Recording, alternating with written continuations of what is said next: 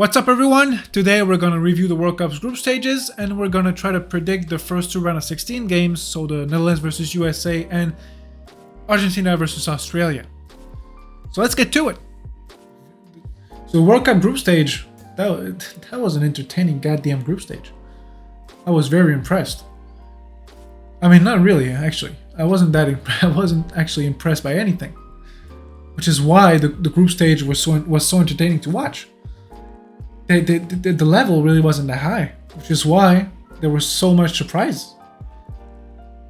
The level really wasn't that high, but it was a good thing in a way, because we saw a lot of great games, a lot of great surprises, and you can bet your ass this is not gonna stop. We're gonna get a lot of surprises in the round of 16. I mean, a lot. We're gonna get surprises. And I can't wait to see who is going to be that surprise. Or who are going to be that surprise, as a matter of fact. It's going to be a very interesting World Cup. You can already tell it's going to be a very interesting World Cup. Because, you know, when there's so much surprises in the group stage, it's not going to stop. Just like I said. We're going to get surprises. I think Brazil is going to be one of the teams getting surprised. I think England is going to be one of the teams getting surprised, because England always fuck it up. They had great results in the last competition, last big competitions, yes. But look at who they beat.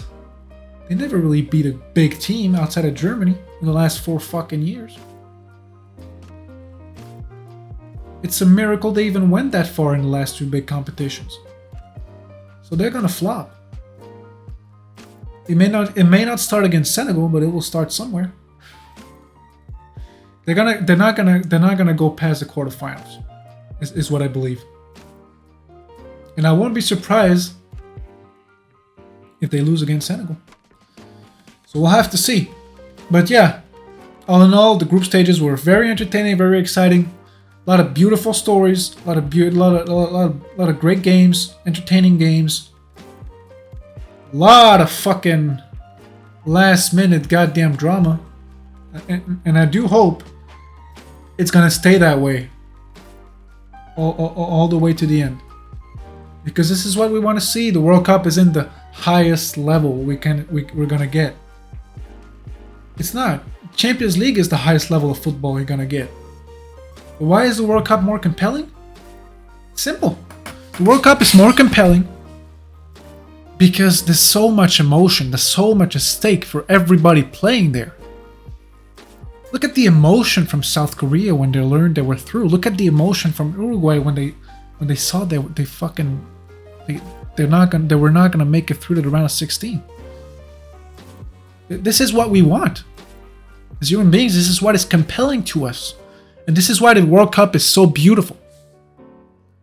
It's for moments like these, because at the end of the day, all we remember are the moments. We remember the winners, and we remember the moments that are associated with those wins. Nobody's ever gonna fucking remember Uruguay dropping out of the World Cup, but a lot of people remember Korea and the beautiful fucking, the beautiful moments we were able to witness with their victories. And yeah, I think we should judge the World Cup based on these criteria, because as I said, it's not gonna be the best football we're gonna see, but the moments are what matters. The moments are what we're gonna remember. We don't remember, oh, that game was so what a high level game that was. No, we don't remember that. Remember the moments. And this World Cup is delivering. So I can't wait to see what the round of 16 has to offer. That's going to be a very interesting round of 16. There's going to be other surprises. The surprises are not going to stop now. They're going to be a lot more. And in the first 2 round of 16 games, we'll have to see. But there could be surprises. Argentina versus Australia is an interesting one. Because obviously, Argentina is a much better team. And they should win this game easily. No doubt about it. Australia have shown that they can fuck you. That's for sure. They can fuck you. They will score on half a chance. So you better be fucking focused on this game if you want to beat them. We've shown against France, they got one chance, they scored it. They got destroyed after that, but it doesn't change the fact that they scored it. The only chance they scored it, they put it away. And against France, you know, they got the best attack in the world. Or one of, at least.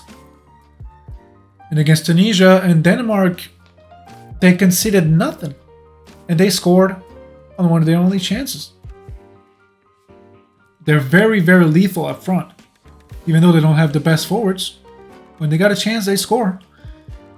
And this is the typical team that will fuck you. They don't care about the stats. They don't care about how good of players you got in your team. They're gonna fuck you. So Argentina are better be prepared. And they better score at least 2 goals. Because if they only score 1, they're gonna go in extra time. That's what I honestly, wholeheartedly believe. So Argentina need to win this. And they need to score at least 2. My prediction for this game, I see Argentina winning 2-1. But Netherlands versus the USA, that's an interesting game. I think it's much more even than people think it will be. It's going to be much more even than people think it will be. That's what I think. The USA have shown that they can be dangerous offensively with Pulisic and Weah. And the Netherlands haven't shown much, to be honest. They've shown that they can be patient, like they did against Senegal. They waited for the opportunity and they put it away. They've shown that they can be patient. They got a lot of experience. But other than that, they haven't shown a lot. I honestly believe it. They haven't shown a lot. I am not impressed by the Netherlands at all. I am impressed though by the US. Really don't have the best team at all. It's not even the best team they've had in the last 8 years, in my opinion. But they're playing very well. They're playing very well. So I've been impressed with the US. I think they can definitely be very dangerous on the counter. I don't think they can do much if they control the game. I don't think they can do much, but Netherlands isn't the kind of team that will let you control a game. Netherlands will definitely control this game. They will dominate this game. Their possession, at least. Maybe not with the chances created, but they will dominate this game. They will have the ball from the majority of this game, that's for sure. But this is going to suit the US more than it's going to disadvantage them. You can bet on that. I think the Netherlands will probably get away with it because, fortunately, their 2 best players are carrying them right now. De Jong and Gakpo are carrying this team. If they weren't on their best form, I think the US will probably take this game. But given that Gakpo and De Jong are really carrying this team, I think it's going to be the difference maker. Honestly believe it. I think Gakpo will probably score again. Probably save their asses again. And I see the Netherlands winning 2-0. I think they'll score a goal in the second half. They'll weather a storm. I think the first half will be dominated by the US.